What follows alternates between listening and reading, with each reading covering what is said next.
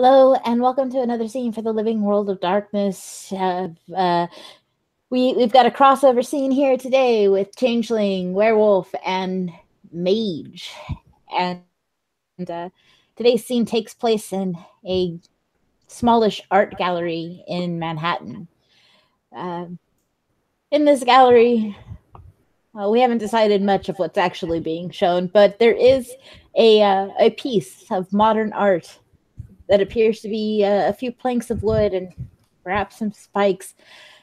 But don't get excited. They're not exciting spikes jutting out of the ground. But there's so it attracts a varied amount of art connoisseurs, which brings us to our scene. Okay, you sound a little too. That brings us to what am I supposed to call these people? Yeah, to our protagonists.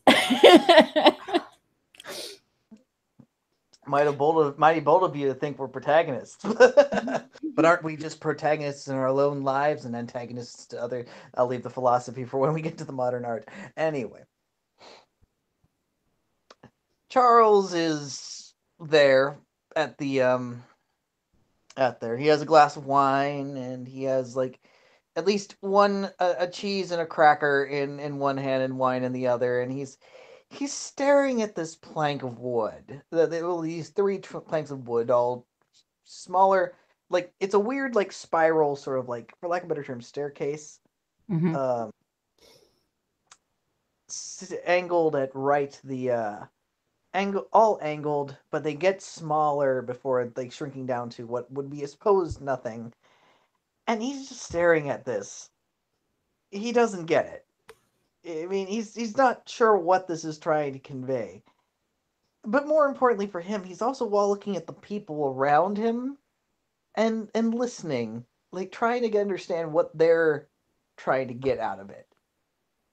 Because all he's seeing is just these planks of wood set up in this. What does this mean? There's no symbolism here. Well, there should be symbolism. It should mean something, and yet, what? This is nothing.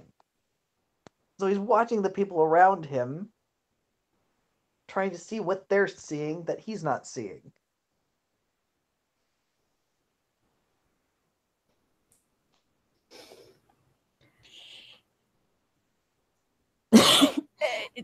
Go ahead if you want. Oh no, please. Yeah, okay, sure. Yeah, and there is a redheaded woman who's kind of standing at an angle away from Charles. She is holding a glass of white wine in one hand. Has a bag over her shoulder on the other arm, and she is studying this thing. This board at a weird angle with extra boards sort of hanging off in random places. And she looks perplexed. But the weirdest thing about this whole thing is, regardless of what she's staring at, I actually need to roll like a manip sub thing, or at least some sort of sub thing, because she's trying not to be caught and staring at this App 7 guy. And trying to focus more on the other thing, so I don't know like where we would be doing this at. It would need to be extra dice roller. Yeah. And probably 2, because I'm not sure. I think they're done with the other scene, but I'd rather be safe. Okay. Might as well. So I'll just type start scene. I don't know what it's called. Excessive crossover. It's all right. There it is. There's that crossover. And I should probably roll because I'm just like. I'm sorry. Maximum crossover is mean we get one member of each venue in one scene. Mm-hmm. Rarely happens, but occasionally.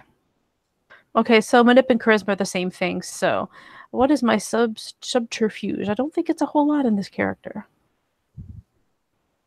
It is not. Well, it could be worse. Let me just do that real quick.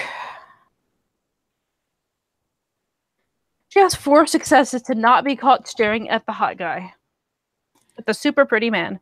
Mm-hmm. And yeah, she has. So unless you're got more than that, which I'm guessing you probably either you're not paying attention, or if you're not, maybe you just didn't notice. If he did notice, he's not really caring because he's been getting these sort of looks a lot fairly recently.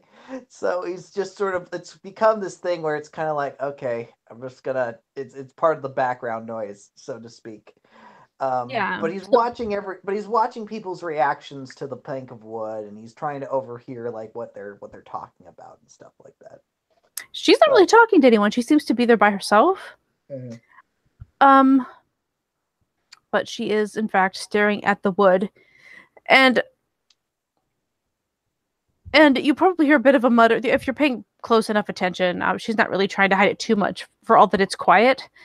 It's just she's just kind of staring at it like, what the. I mean, that's what she says, just kind of under her breath. Yeah. She doesn't. If there's an artist nearby, she'd rather not have the artist here. I see. I'm not the only one confused. Sorry, it's kind of a lot more elegant. Yeah, well, this was very much under her breath. Yeah, that's what she's doing at the moment.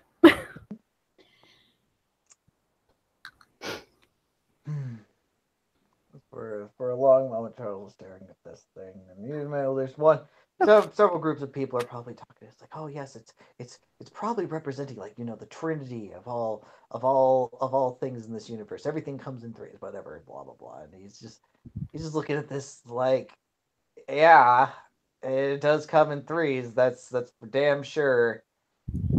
But he just sort of shakes his head. It's like, there's what is this? But of course, he does hear the muttering of the what the sort of thing. Yeah, she didn't say the actual last word. It was just what the. Yeah. Through a mouthful of crackers, you're gonna hear somebody say, "Maybe it's broken."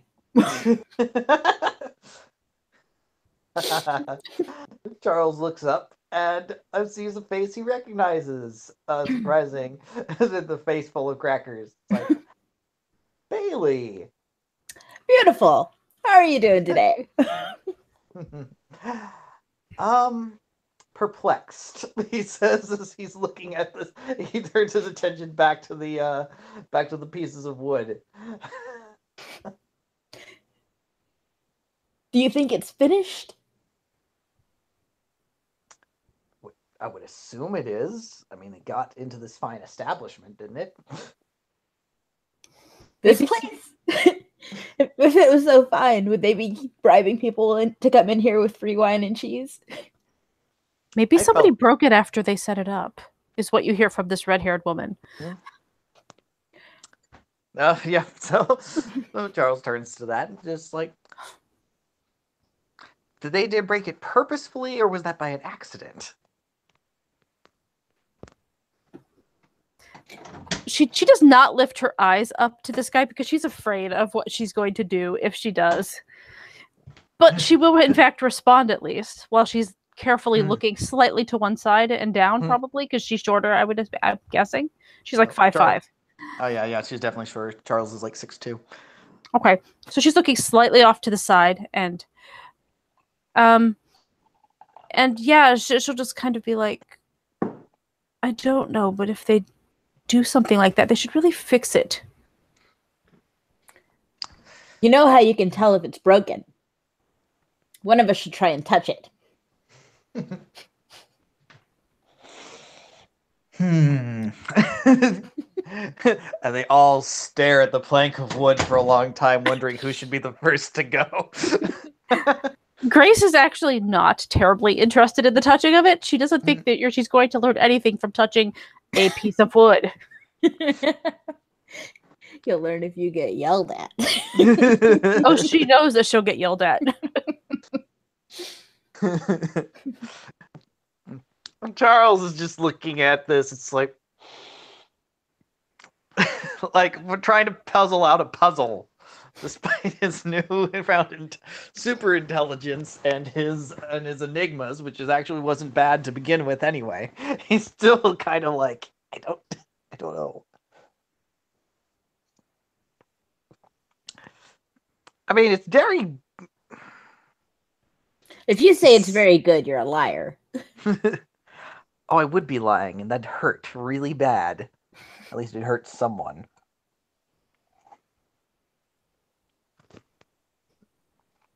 Oh, I should mention something just in case you guys are actually paying attention. I don't know if you are, but she is actually the wine she's carrying is carefully in her right hand.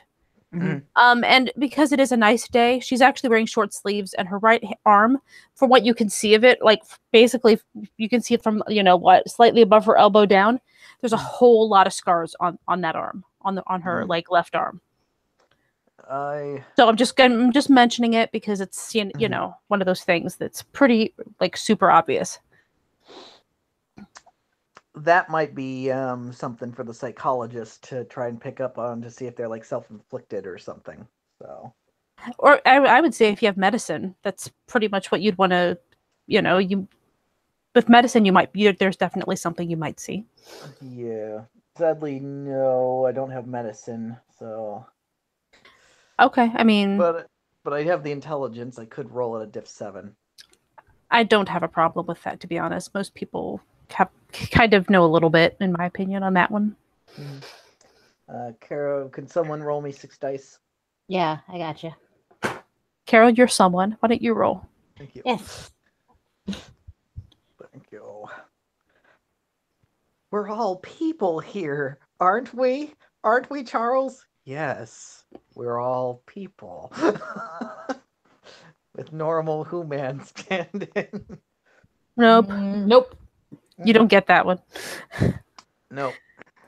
You just know there's a lot of scarring there. That's pretty much what you get. Yeah. Well, I met a woman who had a lot of burns. Didn't ask that story. Was not really gonna ask this lady's story. Who knows? Maybe scars and burns are the new in thing. I don't know. He doesn't understand human fads. He's not hip to everyone's jive. I can tell by the fact that you said hip and jive. Groovy. Rad. Tubular. Anyway. We're done with this now. Back to that Madonna cover band. Yeah, she's just takes a drink of her wine. And continues to stare at this wood, kind of trying to force herself to look away, but again, it's like looking at a fire. Mm-hmm. Bailey takes a sip of her wine and says, if it's modern art, it's usually dicks. Well, there's something. Are we looking at a circle jerk then? Quite possibly. I mean, it is literally wood standing at attention. That is an angle a dick can stand at, as she kind of tilts her head at, looking at it. Again, I think one of us should touch it. I volunteer you. As she does, in fact, look at Bailey in a normal way because she is not drop dead gorgeous. No, she is not. Is she apt to? She is. Me too. Reassuringly ordinary in appearance. Not to mention, Charles's voice is like molasses that wraps you up in a summer's day. Let's see. Let me see my stealth real quick. So high, Bailey. So high. What is it? Dex stealth?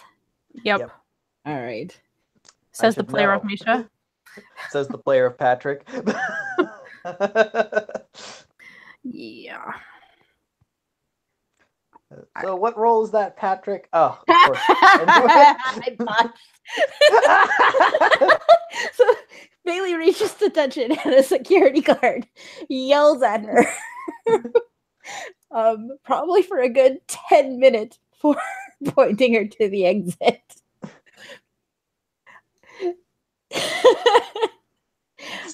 I was framed. It was a setup. So I'm gonna have to see if Charles can actually convince the guard not to kick her out. It's like, I'm sorry, she's with me. He comes up to the guard. It's like, excuse me, I understand. I'm sorry. She's poor impulse control, all that kind of jazz. Just try to smooth it over with the guard. It's like, look, as long as she stays with me, if she does anything like it again, you can kick us both out. How's that sound? Does Bailey get both of them kicked out of the museum? Let's roll to find out. How many dice is that?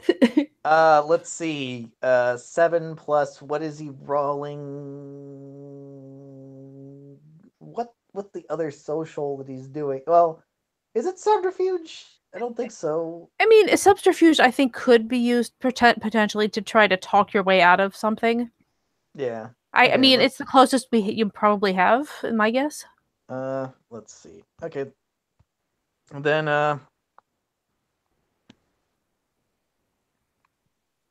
one way or another, 10 dice, roll that. Let me find my sheet, see if any specialties.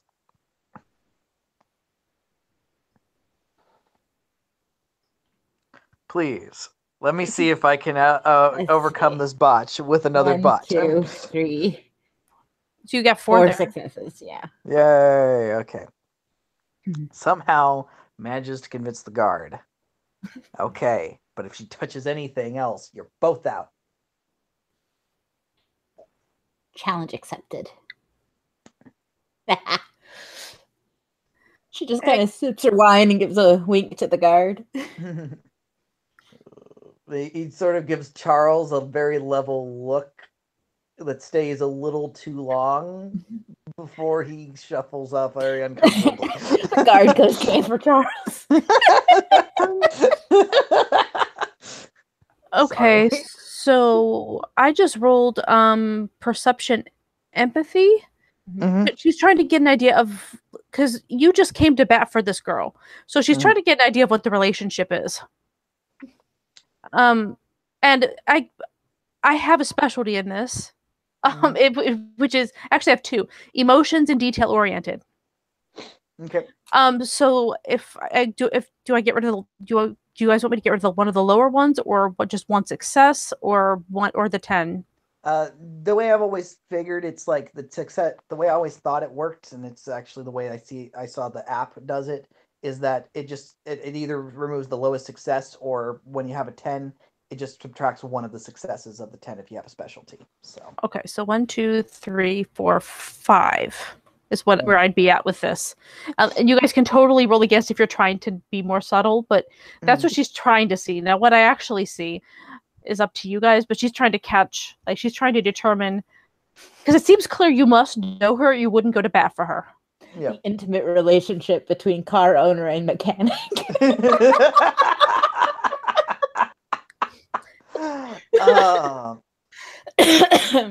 I'm trying to think of how well to describe this, because you did get an exceptional, and I don't want to necessarily, and because he's not really paying attention. This is the first time this is the first time that my strongest roll has actually gone off well.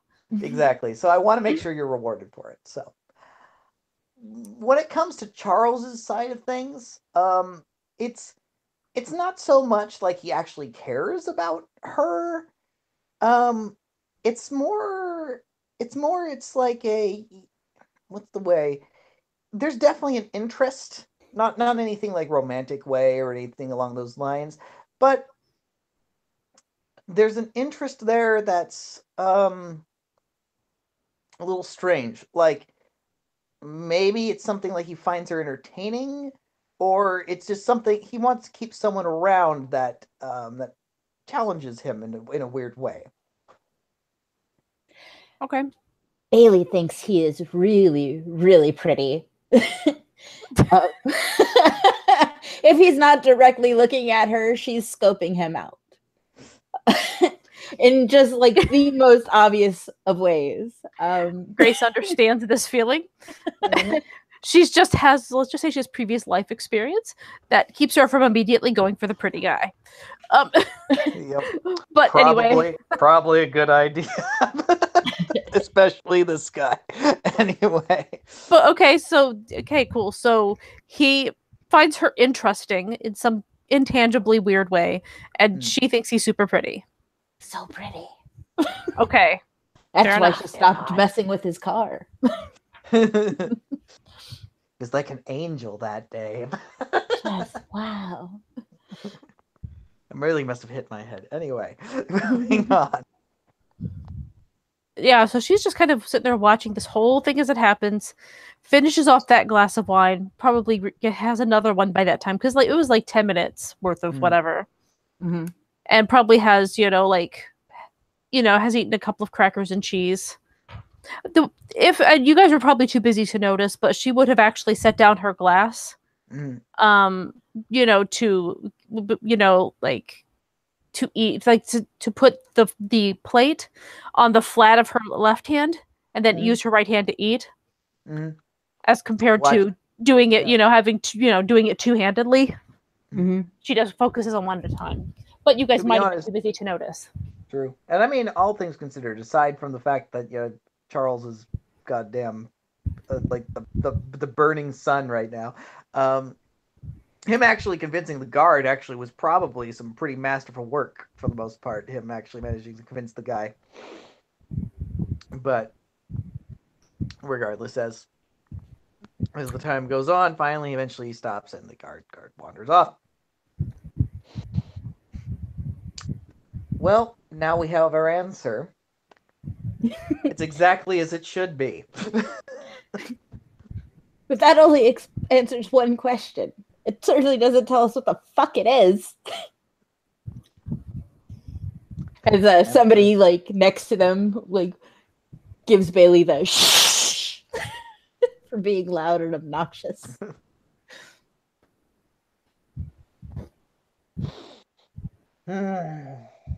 I will just say that my expertise is definitely not in the area of artsy pieces of wood.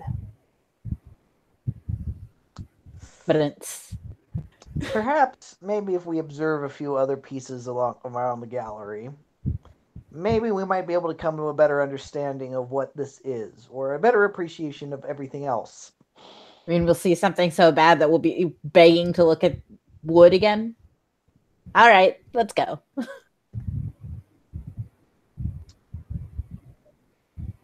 I mean, to be honest, wood isn't hard to find.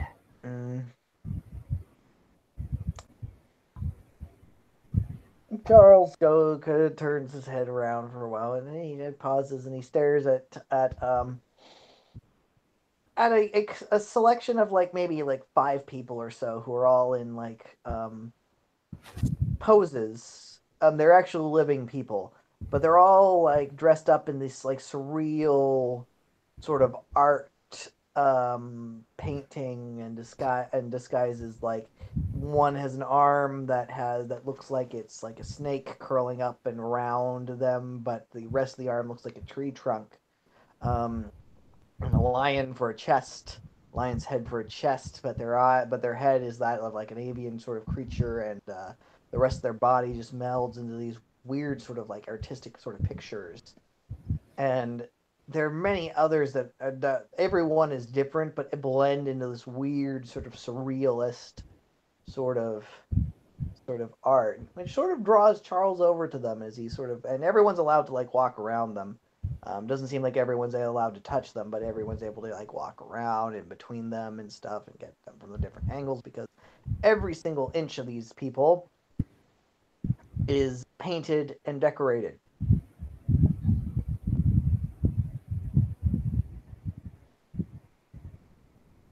This definitely seems to be a lot more intriguing than the other thing was. It like actually seems to have a purpose.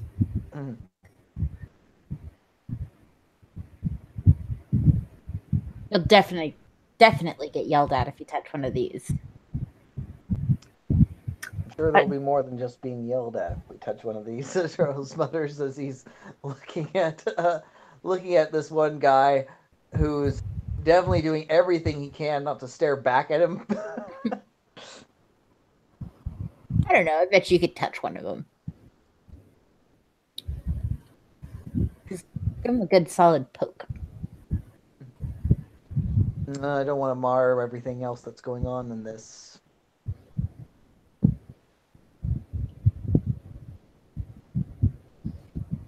I've never done this kind of painting.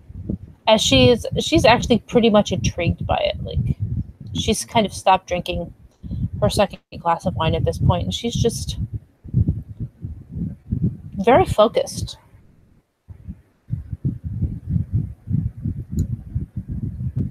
I've never done body painting. Most of my stuff's on a canvas. I know You an paint? artist. Go ahead. Oh, sorry. We talked over each other. Go ahead. Nope, you go. I was just saying, oh, you paint.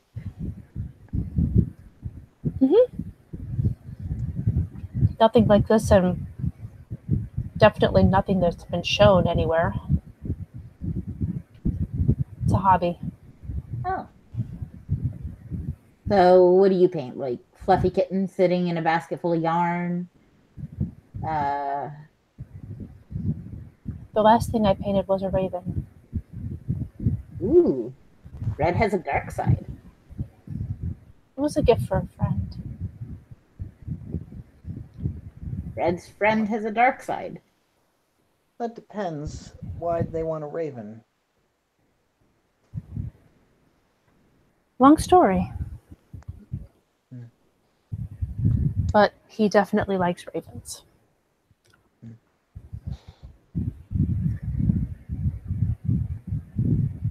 Usually I paint more from nature. Trees, plants. Animals don't stand still long enough to do it, but I like doing a lot of scenery.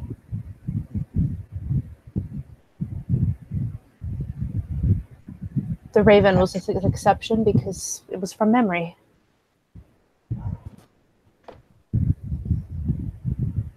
I think the fan is hitting your mic, Christy.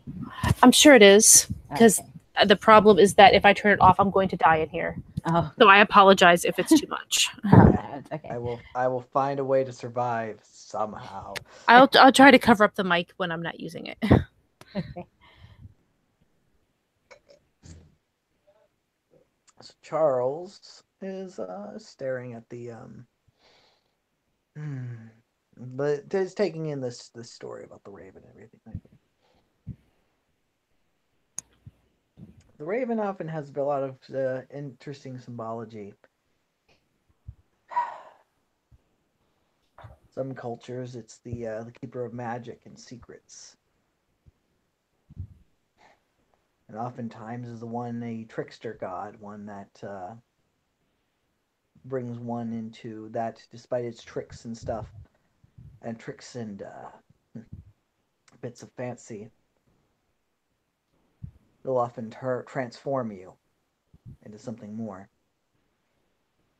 There's actually a story, though, of the I can't remember the tribe, unfortunately, but the Native Americans up in Alaska, of how butterflies came to be because of raven.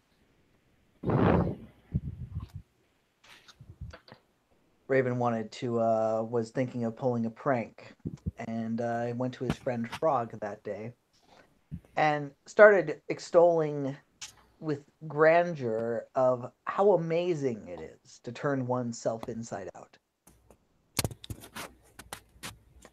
And would just keep going on and on and on about how fascinating it is to what the benefits of turning oneself inside out. As a matter of fact, he did it twice this afternoon. And Frog at first was, of course, patient, but eventually he was growing more and more irritated with Raven. And so Frog finally said, "Okay, fine. I'll try it if it'll get you to shut up." It took Frog 3 tries, but eventually Frog managed to do it.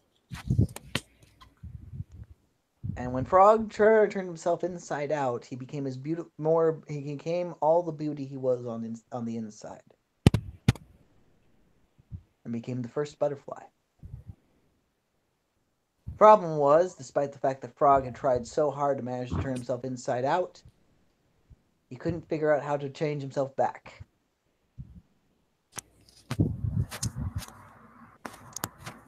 So butterflies came to be.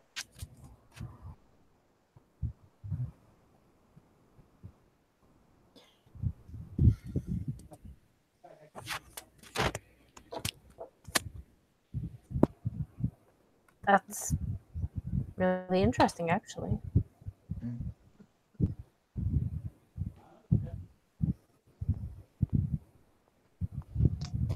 Bailey's just kind of like squinting awkwardly at this story, as if she's trying to piece together a thought in her head. It's just. So wait, the original teller of this story thought that frogs or butterflies are inside out frogs? That's the story. In theory, it would have come from a tribal culture. And they didn't necessarily know where everybody came from. Where all of the different animals were. Everything has a story.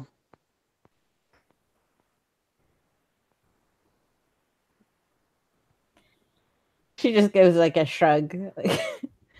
I mean, yeah, I guess.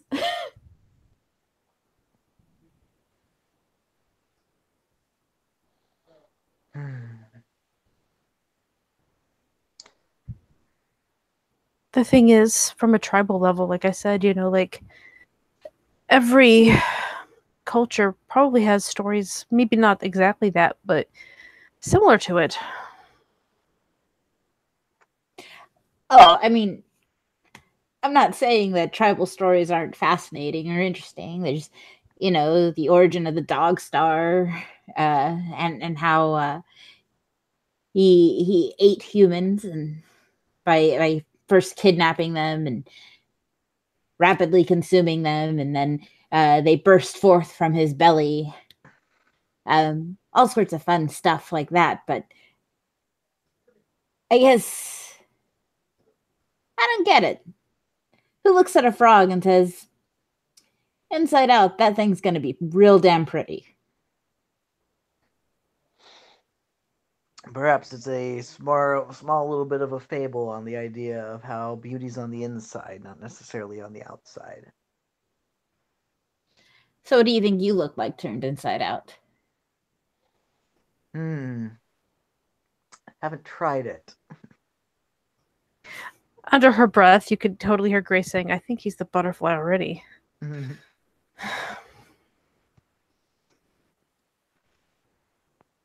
Oh, if that's the case, he says he probably did pick it up.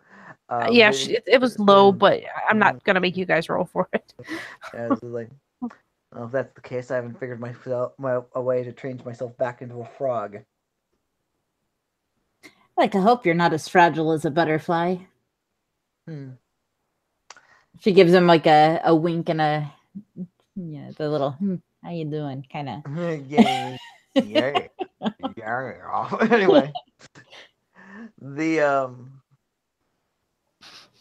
so he tilts his head. Oh, that does lead to other things about frogs turning into beautiful things. There's always that thing about frogs turning into princes.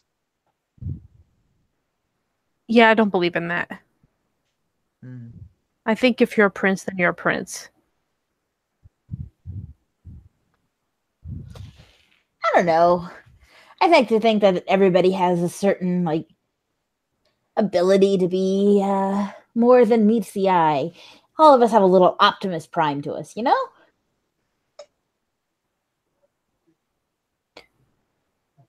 I mean, I get what you're saying, and that's probably true. Sure, we're probably more than we look like.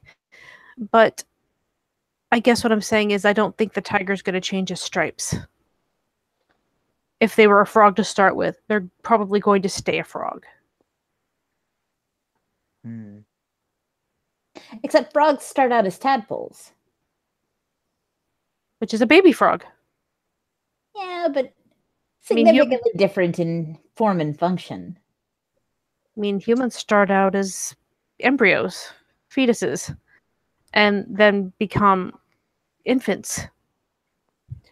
Well, if you look at it this way, there's a series of events that lead to somebody just becoming a big old bag of dicks, right? Very rarely will that embryo just pop out of the womb and Brocephus, as more people look at Bailey and go, shh. The guard sort of Danny. starts to move over, but Charles looks at him and he remembers he hasn't touched anything yet. Nothing was said about freaking being loud, and so the guard sort of. But that's oh right, I'm quieter. I'm quiet. Is she's like looking at the one of the patrons beside her. Anyway, so what I'm saying is maybe enough life events can take that person who's, gone off the deep end and change them again, like a second metamorphosis. Are people Pokemon now? I don't know. I don't play that game. I'm sorry, out of character. Charles hasn't played it either. I am weird. Oh, Grace has played right it. now. Grace is definitely a bit. She's kind of has a lot of nerd affinities, and she's totally played it. Yeah. What? For the record, she looks like she's in her early 30s, but she's sitting there talking about Pokemon. Yes. Pokemon. Yeah, and for the record, when you start going on about, like some of the stuff, like her lips totally like tightened as if maybe something was a little too personal, but she didn't say anything.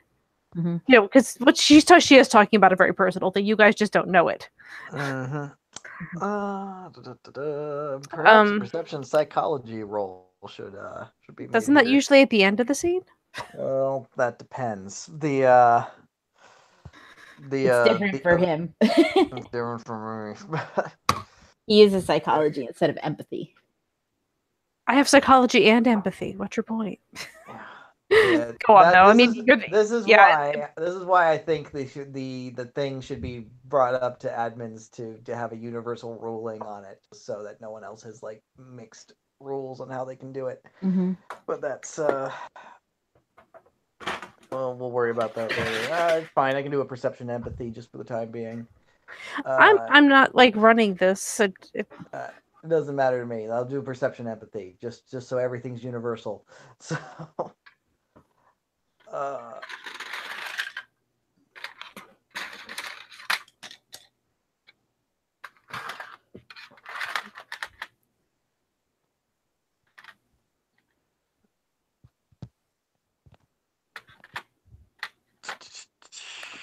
Sorry, what was going to say? Sorry. You need to tell me how. Yeah, you need to tell me. 7 dice, sorry. Thank you.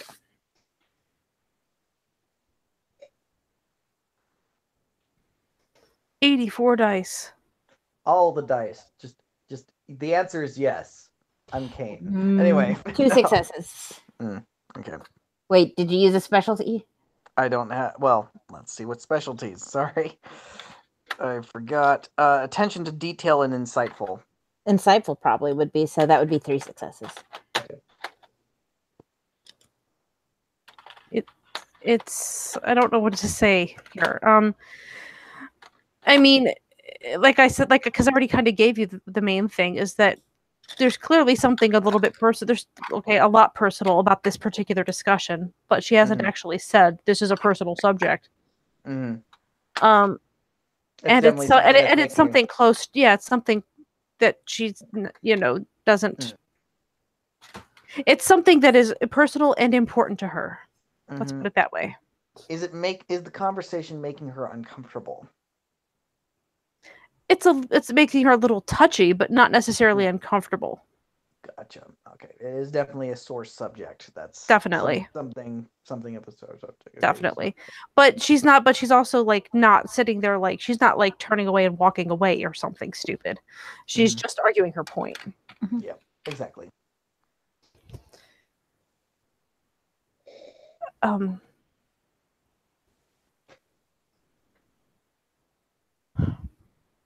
I'd like to think that people could change. And, to a point, they can change. You can change your life. You can change what you do. You can change your future. But there are some things that once you go down that path, that I think it's nearly impossible to change.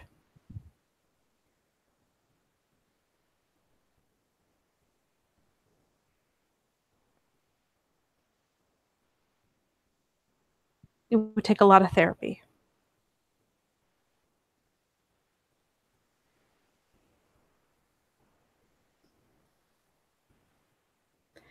So, I guess my point is getting the tiger to change their stripes or the frog to become a prince. It seems really unrealistic to me. Maybe you could just shave the tiger. Then you'd have a really cold tiger. But nothing changed on the inside. Well, they'd be a little more hesitant to mess with you.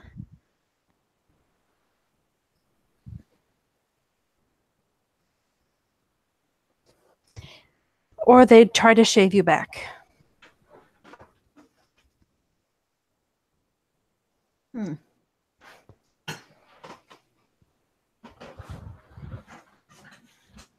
She gives us some consideration.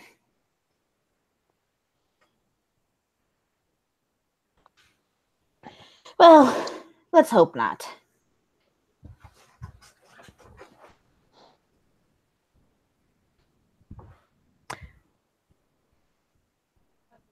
Yeah. No, I actually did like your like the story though. I thought that was pretty cool. I've read a lot of that kind of stuff, but that's not one I've found, I guess. There are many stories. Oh, hard to find. Sadly, I'm afraid I'm only paraphrasing what it was told to me, or at least what I read. I'm sure if you heard the original, it'd be a little more profound.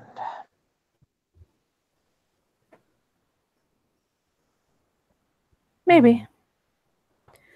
And she'll kind of look at the two of them and just be like, "By the way, I'm Sophia." And then he smiles, and maybe it's not the first time she's seen him smile, and despite the fact that it's dazzling and bright and, it just lightens him up, all the things, every reason why not to be looking at him, there's still something that's just way too sharp about that smile of his. Something just a little too unnerving. It's a pleasure to meet you, Sophia. I'm Charles. Bailey. She'll stick out a hand to shake. Yeah, there's the awkward moment where, well, no, she's holding. By now, she's probably done with the cheese and cracker. So yeah, she will stick out whichever hand is appropriate to shake. Mm-hmm. Either hand works just fine for that. I like that Bailey is the only one using her real name. Mm. Well, there's what? I am using a name that I have stolen. It's the name of a real person. Mm-hmm, mm-hmm. Mm-hmm. Well, when the technocracy knows you exist, you don't want to use your name.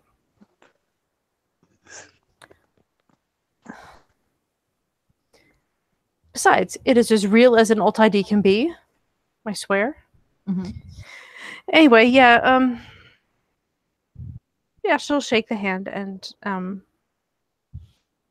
go back to looking at some of the start glancing around the room a little bit to see what else is around. Some of the people, that sort of thing. Big old plexiglass display in front of a desk. The didgeridoos start playing. She twitches. Didgeridoos are never a good thing. What? The predecessor to the kazoo not being a good thing? Was a kazoo a good thing? Well, they're played in very similar fashions of like Charles, not knowing what is about to happen or what he's going to get into, is strangely fascinated by the horror that's about to transpire. The man in a business suit sits behind a desk. What? He slaps on the first coat of wet clay. Just Bailey, with every step, Bailey goes, "What?" And then he like pokes his own eyes open, and then he goes on to the next thing. What? Does that weird slash of black across the mouth that made him look like the Joker for a second? Yeah. What? Would you prefer to look at the board? Bailey's just like staring at this asshole and just like, it makes about as much sense, right?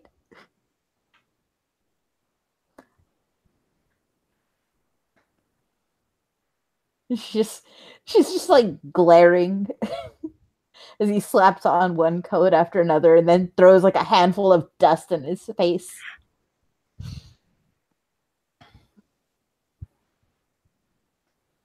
Do you think his mother's proud of him? Sorry.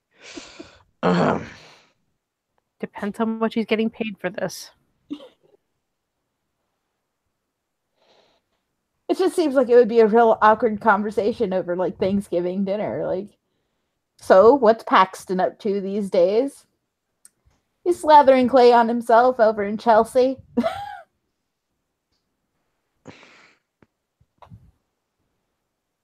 Oh, is that like a spa treatment?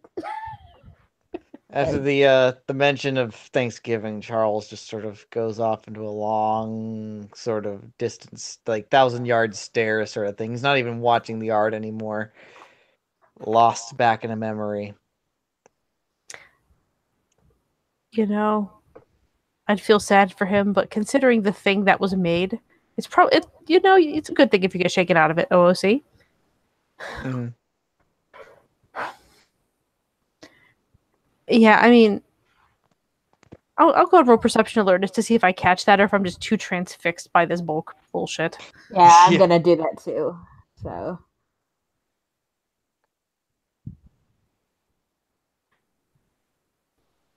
3. 3 for me as well. We notice. Mm-hmm. You notice. Damn, do you notice? Anyway. But yeah, no, he's not watching the piece. Something like he's just like, just staring off into space. The fact that the performance art piece is happening in front of him is immaterial to whatever he seems to be lost in.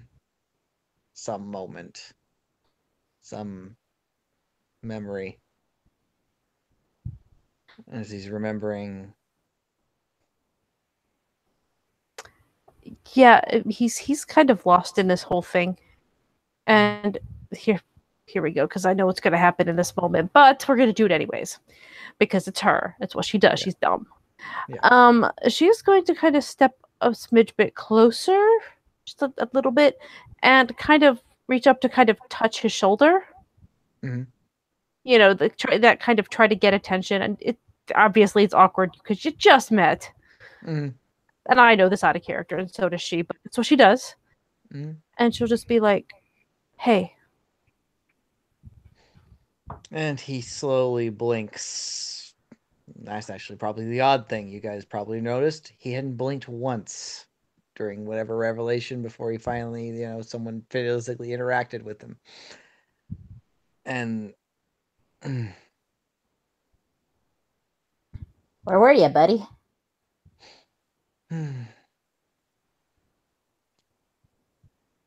Remembering a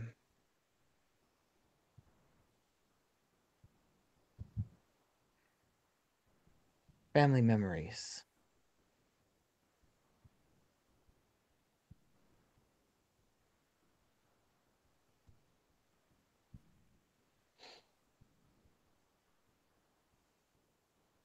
And those I'll never see again.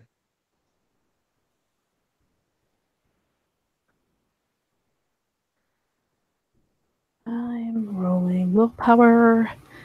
Okay, I that's enough successes to not really flinch at that, so that's good. And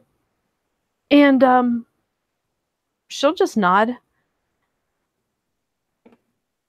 and He hasn't actually told her to remove her hand, but she's well aware of the socially appropriate length of time with someone you've just met, and she's already overstepped that. Yep. So she's going And to yet- remove her hand. Do I really want to? I mean, kind of. He's weird. He has a very strange feeling to him. Mhm. But he is pretty. But like, she's just not. She's been. Yeah, she's not Yeah. gonna be. Yeah. She's not gonna jump you on this one. Nope. Nope. No, she's not like that. She's not gonna fall for a random pretty face at this point. And yeah, so she just kind of removes her hand and stays where she was at, which is a little bit closer than she was before, Mhm. but not too close. The first Thanksgiving's the hardest after you lose someone.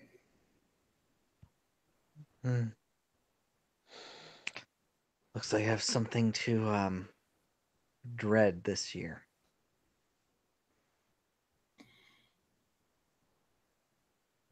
It's a bummer. I remember the first Thanksgiving without my mom's. She never did it big, but she always made sure there was something a little extra, you know? It was real rough the first year without her.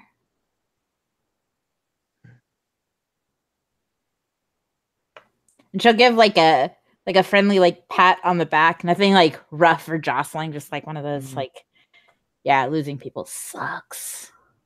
Sucks, man. He's still a little but the jostling from it, but No, it was a gentle pat. Sure. How fragile is this butterfly?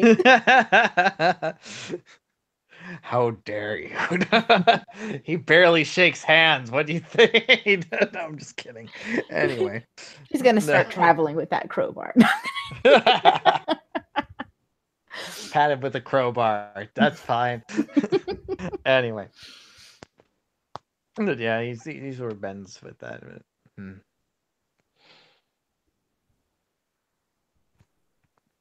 I'm sorry you've had to go through that.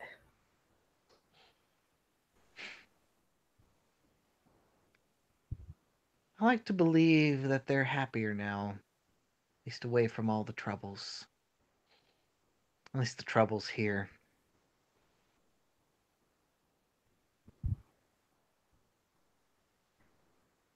That's what helps you. Yeah, I hear a lot of people find religion when people pass on. Because it makes it sound like you think she's in heaven. Yeah. Yes, it does. Meanwhile, thousands of miles away, a baby soon to be rabbit. Oh, sorry, I can't acknowledge that because children don't exist. Anyway.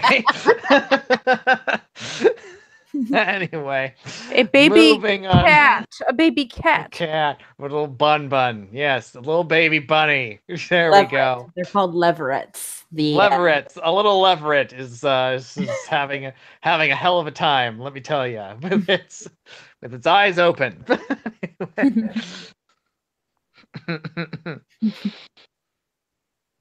Movingon.com. Well. My apologies. I didn't mean to bring down the mood. It's all right. It probably keeps me from trying to touch this one, she says, and just kind of like cracks her knuckles as she stares at him, like just still clawing as the mask, builds up, and then he shakes it all off, and she's just like clenching her hand in and out of a fist. I think it will have worse than being kicked out of this place if you decide to assault this man. Perhaps we should move on to the next vista. Yeah, maybe, she says, and she does that thing where she points at her eyes and then points at the guy, like trying to make eye contact with like you and me, man. I'm gonna fight you, she mouths. And it's FITE because then you could tell that's what she meant with the inflection. Fight me.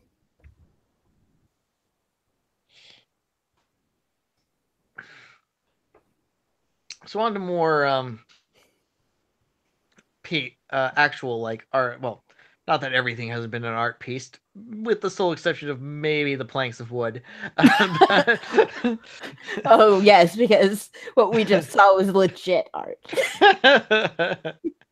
Even then, we now go on to portrait pieces and landscapes and splashes of color across walls. Now we're at the gallery portion of an art gallery, rather than the standing piece bowl, the pieces of wood, and the whatever that was, the seizure. I just don't get art is I think the problem here. She says she looks at things, the abstract pieces.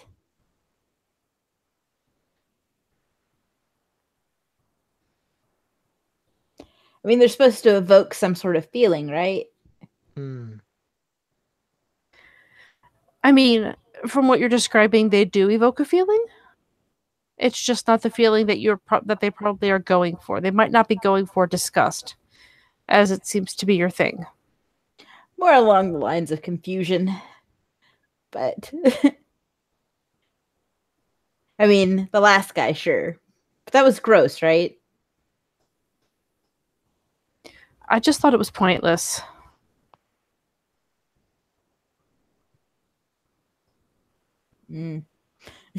Maybe that's what it was supposed to show, the pointlessness of life.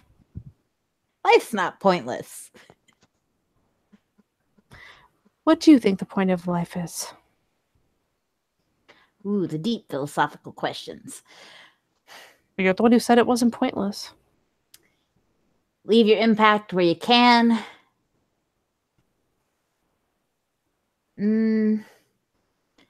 Change what needs changing. Protect what shouldn't change.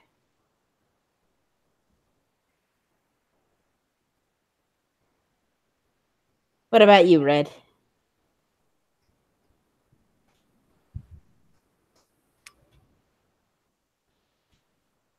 I think change is inevitable, and that we should try to help people. We should try to help each other. I think that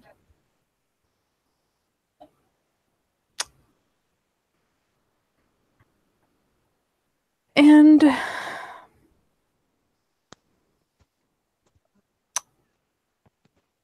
when I said meaninglessness of life, I didn't actually say that I thought it was meaningless. I just kind of meant that maybe that's what they were going for. I think there is a meaning, and I think that probably we're all searching for it.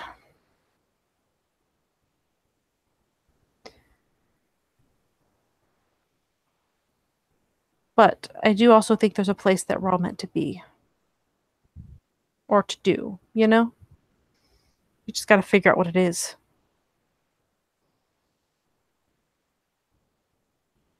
It's real optimistic of you. She shrugs. I usually am.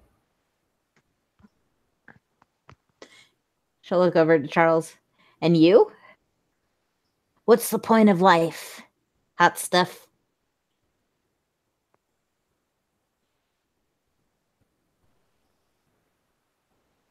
He's silent for a long moment.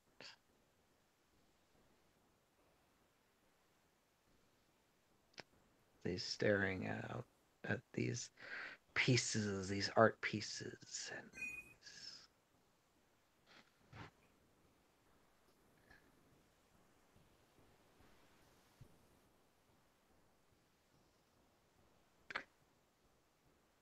Tell a story. Story of your life worth telling. May it be something that inspires. May it be something that people will talk about. May it be something that changes them for good or for ill. Maybe it's something that grows, becomes myth, becomes legend. Something eternal within the hearts and minds of everyone around you, so that they may find their own stories.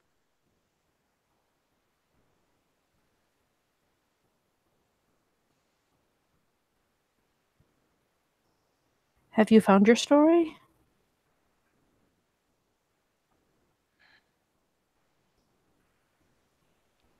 That's the thing with stories. They often have surprise twists to them. I'd like to think I'm walking one of them now. Where that'll end, though, I'm not quite sure.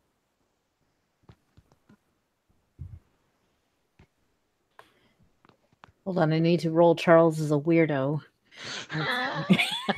You're weird. Automatic success.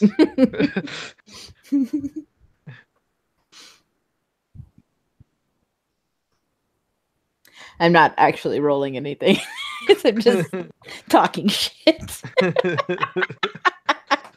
I was hoping that because I don't know what you'd be rolling. I don't know. I mean, what is the weirdo skill? Is that the Dex technology we were talking about the other day? Yes. You must roll Dex technology in order to understand what the fuck this guy is. Is he high? Roll intelligence medicine to know if he's high. Oh no. I have medicine. No. There is a chance. Is he displaying the symptoms of being high? If He so, is. he is either actually high or a changeling. He's high on life. High on life, man. Can't mess Totes. with this. Didn't you hear him? He's religious. His friend is in a Yes. better place. He's high on Jesus. God fucking damn it.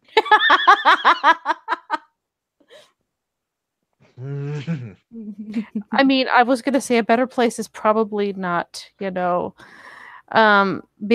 So,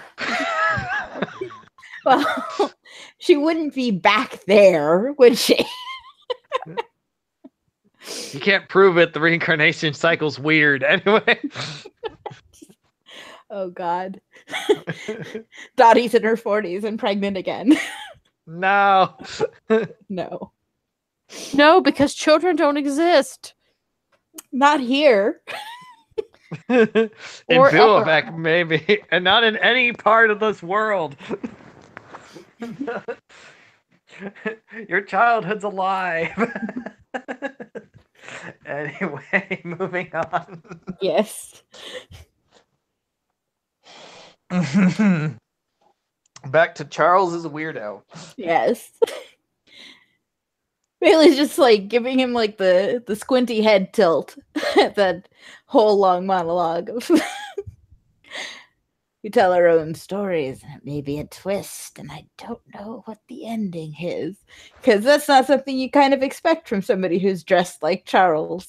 Mm-hmm. Like, nice suit and tie there, Aristotle.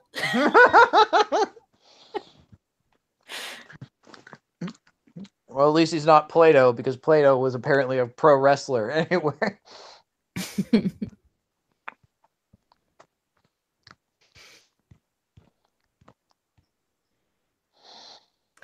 I think there's a twist around just about every bend. Not gonna lie.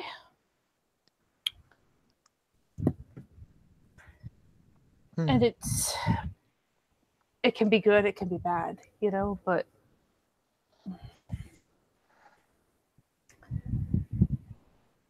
as long as you make it through.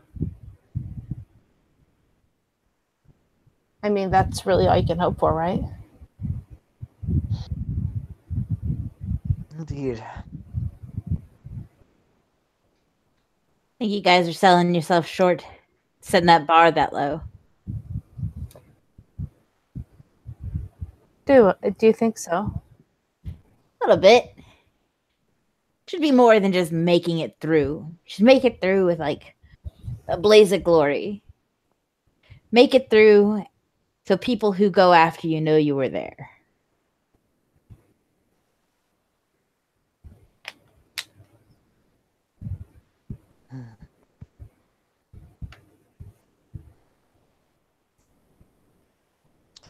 Oh no, I thought that's what I was saying when I was saying to make a story that will be carried in the hearts and minds of everyone else that comes after. Was it? I was having a hard time following it. I don't think it matters if I'm remembered. I think what matters is if what I've done is remembered. I don't care if I'm forgotten. I'm just a person. We are all peoples. Sorry. That wasn't making fun of you. It was like I'm just a person. No. You're a wizard. You're a wizard, Ari. A what? Grace was not lying when she said that, though. Like that was literally how she feels. She wasn't. She was not lying. Even if you were paying attention. Mm-hmm.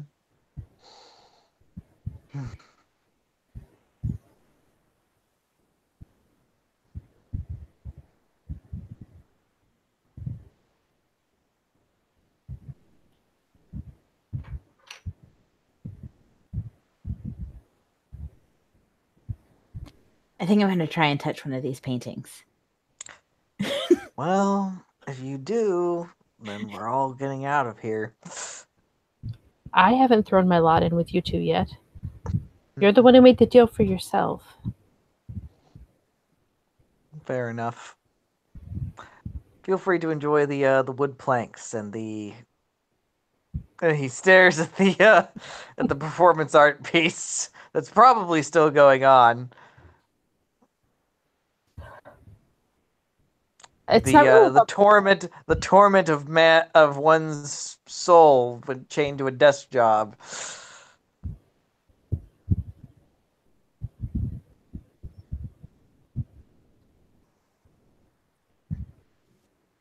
Weird.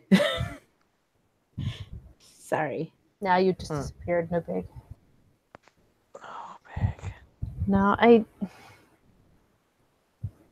mean, it was nice meeting you guys and all, but, I don't necessarily want to get myself kicked out of the museum.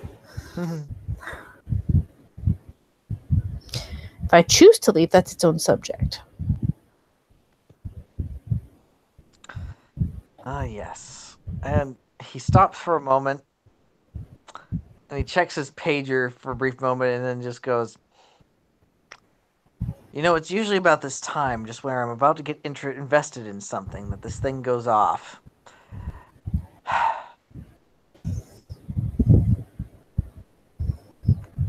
Should have that looked at. It's where they're waiting. They know exactly when. And puts the thing back on his hip before he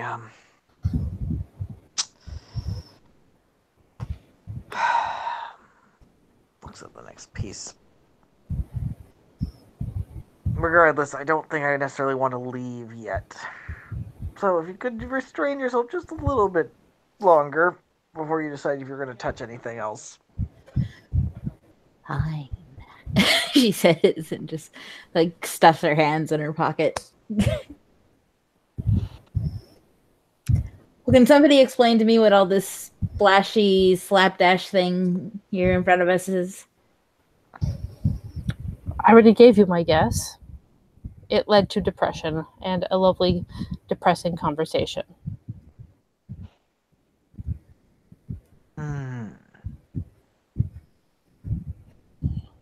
And he's staring at the random patterns and stuff. So I think it's more along the lines of a Rorschach. You look at it and you see your parents fighting, that kind of thing. Could be. Well, you see whatever it is you want to see. See a bat, see a butterfly. Two angry faces. I don't entirely think that you see what you want to see. You just see the first thing that is in your head at the time. But they are a good tool for focusing a conversation. Indeed. Brings a sort of definitely an icebreaker into conversations. What do you see? What do you take out of it? It's a herd of beautiful wild ponies galloping across the plains. And it's an antelope with pink hair.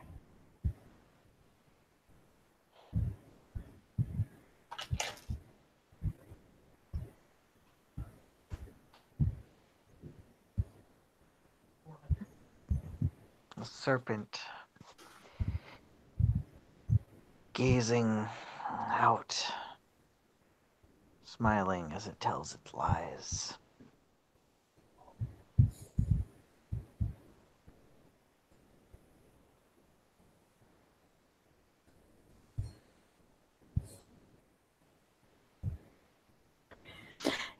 Really, it's just looking at both of them. All right. I'm just coming up with things it could be. Jeez. Hers was a Jeez, pop Charles, culture what? reference. Jeez, Charles, way to bring down the mood. Fuck.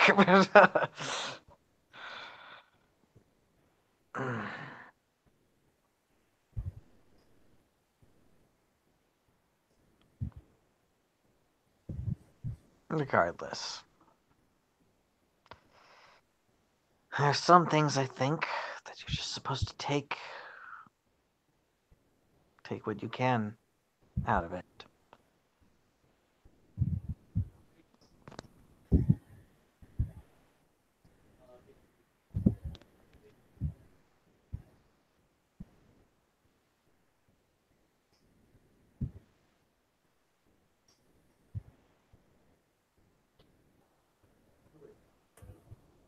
A lot of art is subjective.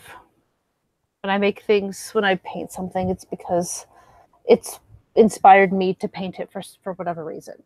It's an outlet. It helps me focus or a little bit of respite from whatever is going on during the day.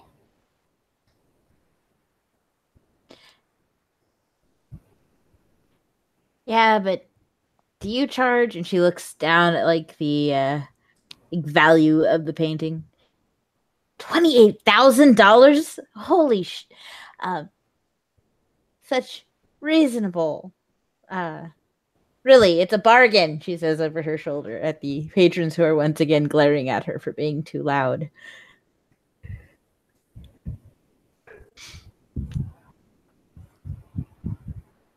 No, nobody's ever actually paid me for one of my paintings.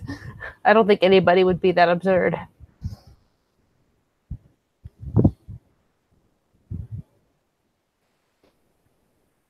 I could try charging $28,000 and I could see how many people laughed at me. Well, have you ever actually tried, not necessarily $28,000, but have you ever tried selling? No, it's a hobby. Mm. It's not what I do. That is my passion, I guess you could say. I see.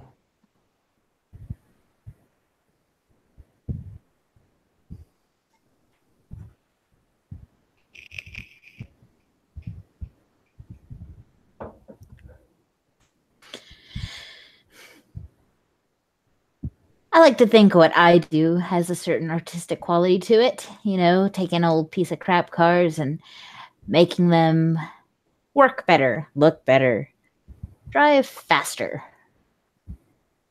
There's a certain quality into the effort, you know? At least when people look at what I do, they don't think, I could have done that. She says, not even taking her eyes off the painting as she says, you know, I could have done that. Mm-hmm. I think the dumbest things that I've seen, I can't remember the artist who did it, but those people that like put a large canvas on the ground, hang paint cans above it that have paint in them, and you poke holes in them, and you just start swinging them back and forth. Like, I don't even get it. How could that possibly be considered art when there's no intent behind it? What if you were really angry while you were swinging the paint cans? Then you'd probably hit yourself in the face and pass out. That sounds awesome. And have paint covering you at the same time. It's a moving piece.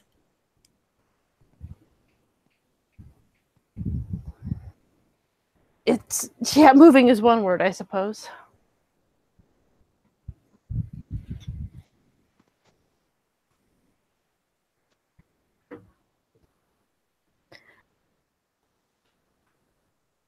But yeah.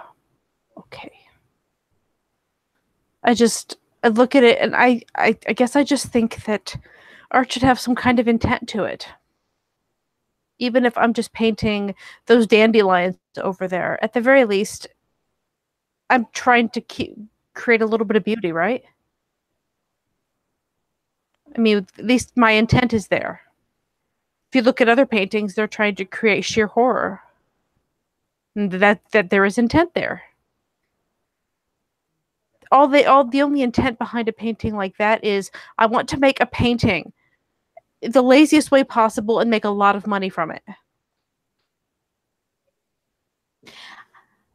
I don't know. Have you ever seen like those Jackson Pollock pieces? Maybe, I think that might be what I was thinking of. Those things are huge. Yeah? I think all they're doing swinging paint cans around. See, but I don't think it's so much the fact that it was splashes of paint. It's the fact that it's fucking huge. That's really kind of the thing that mesmerizes you. Those, and she's like gesturing like very, very big. They're massive. So you're thinking people are there about the size of it? So basically it's like dick waving? It's kind of like a scope versus significance. Yeah, I wouldn't pay for that shit. She says that is the moment that Grace says that like probably too loud, for the first time. So she gets her own round of shh. Yes, because she's quite intent on the fact that is not real art.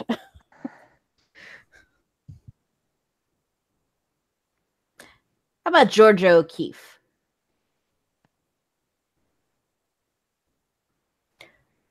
She ponders a second and will pull out her phone to look up Georgia O'Keeffe to get some examples because she's not really sure about that one.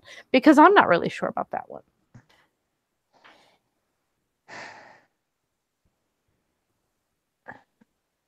Visual medium gets certain things. What's the phrase? A picture is worth 1,000 words.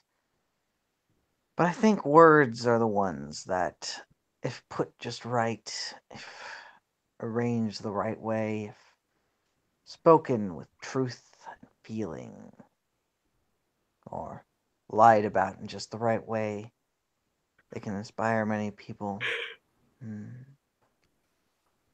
I want you to know one thing. You know how this is.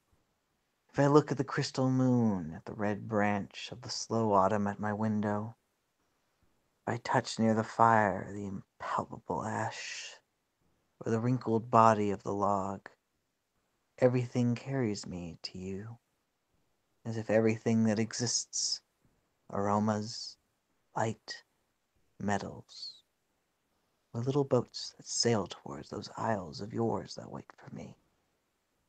Well, now if little by little you stop loving me, I shall stop loving you little by little. If suddenly you forget me, do not look for me, for I shall already have forgotten you. If you think it long and mad, the winds of banners that passes through my life, and you decide to leave me at the shore of the heart where I have roots. Remember that on that day, at that hour, I shall lift my arms and my roots will set off to seek another land. But if each day, each hour, you feel you are destined for me with implacable sweetness, if each day a flower climbs up to your lips to seek me, ah, my love, ah, my own, in me all that fire is repeated, if nothing is extinguished or forgotten. My love feeds on your love, beloved, and as long as you live, it'll be in your arms without leaving mine.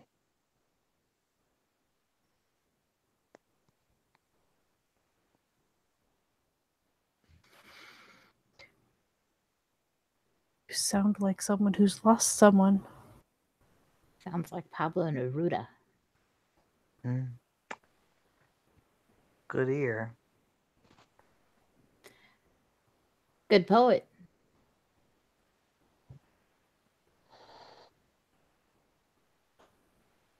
Indeed. But as you see, one or another invokes something, teaches you something. It pulls you into it. The written word has its own beauty. And of course it can pull you in. As could art that has actual meaning to it, not like... I mean, maybe some of the things we've seen have meaning to some, apparently. But clearly, the only piece of real art to me that I've seen so far that I really appreciate. And she'll gesture back towards the body art. Mm-hmm. That has purpose. That has intent.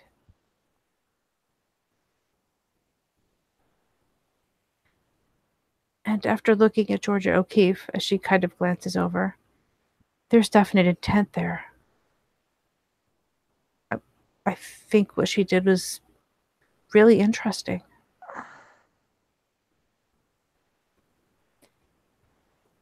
It's got a certain evocative quality, yeah. There's a meaning to it. She didn't just randomly drop paint all over it.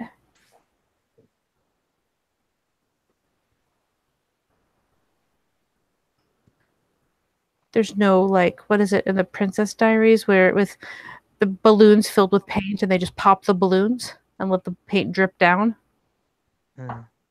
There's none of that shit. I don't know if that's meaningless either. I mean, balloons are fun, but the destruction of something fun and what it leaves behind. And it might make... Go ahead. I was going to say a permanent representation of that. It's leaving your mark. See, I don't mind the randomness of a big piece like Pollock, or even the suggestions of Georgia O'Keeffe. But this, and she points to like the canvas with like just a couple of random brush strokes. It's too minimalistic to really have a real message. It isn't evocative because it doesn't destroy anything. There's nothing showing the movement that created it, right? And then there's that asshole, she says, indicating the guy who covers himself in clay. Mm-hmm. All he's doing is layering and then chaotically destroying his own face over and over again. I can't stand behind just pointless overcreation and then kind of a wild destruction. It seems a little toxic in its execution. I mean, what you do should leave a mark. And so popping balloons on a canvas, what you do leaves a mark.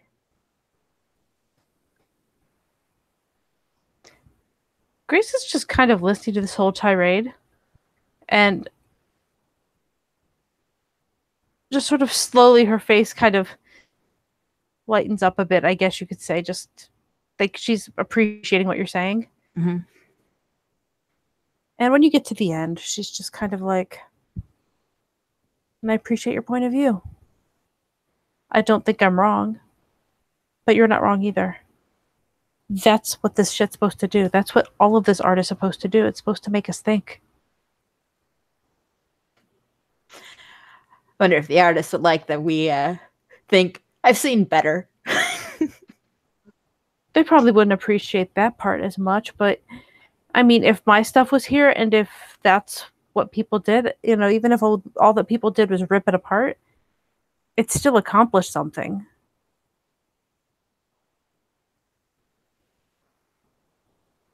As long as it's not that mass-produced hotel art crap, right?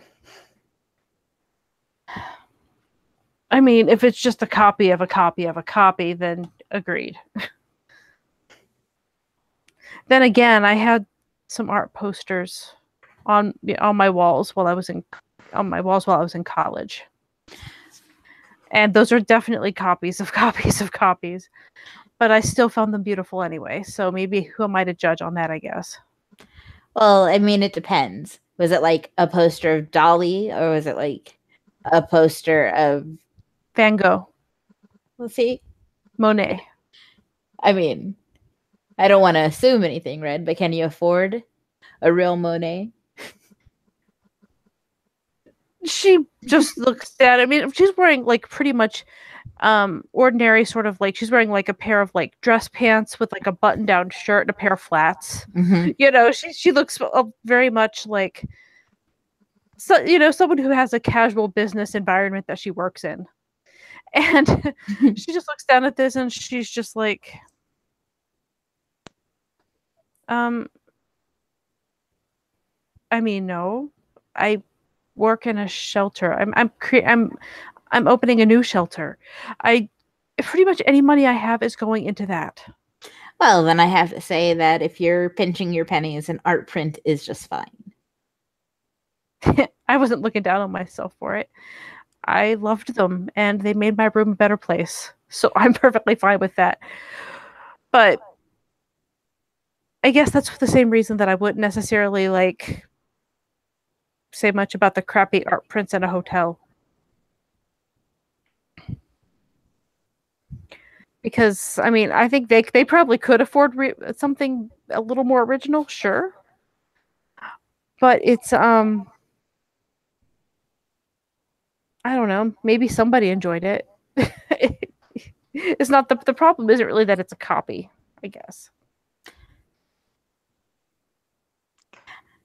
Charles is standing here as he's while listening to the conversation, and there's like some weird, more strange new curiosities. He's listening to them, like their debate, their philosophies, debate their worldviews. Something stirring. He's not quite sure what yet, though, but something about this. It's like something he's always wanted, something that he's desired, but why is it? He's not quite sure what it is. I mean, he's always had conversations, he's always had debates, but there's something here, something more. And then his pager goes off. And before they even turn to shush him, he's already glaring at them, and the look from the glare is more than enough to get people to go, oh, and he turns it off. Sorry, duty calls. Sophia, good luck with your shelter. Bailey, we'll meet again at some point to discuss the neon. Well, I'm always available. As Grace totally gets the double entendre there. Have a good night. And Charles makes his way. And because my battery is about to die here, you guys have a good night. All right. Good night. Bye. Good night.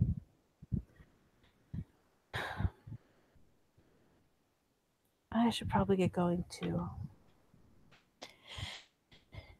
Yeah. I'm gonna try and touch those planks of wood before we head out, or before I head out. So it's probably best that you're not caught with me. Let me roll my curiosity at this point. Mm-hmm.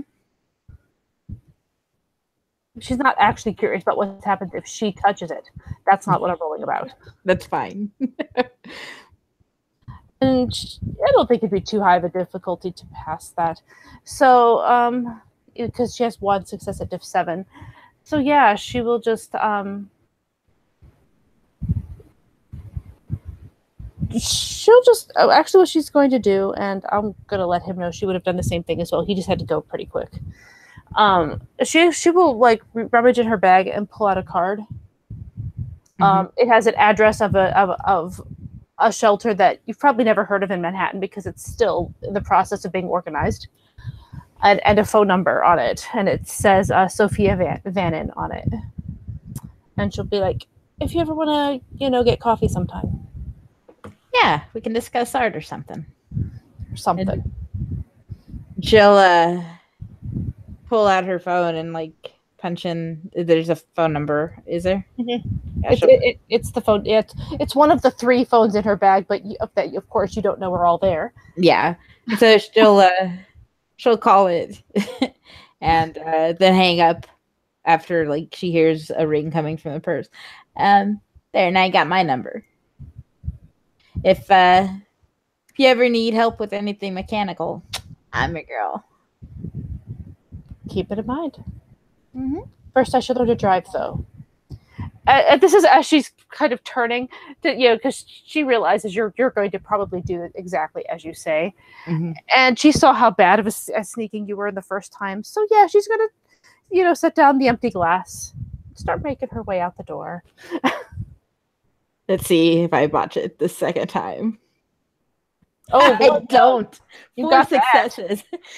And Bailey very slyly like gives a slap to one of the boards as she walks out. It's like, ha!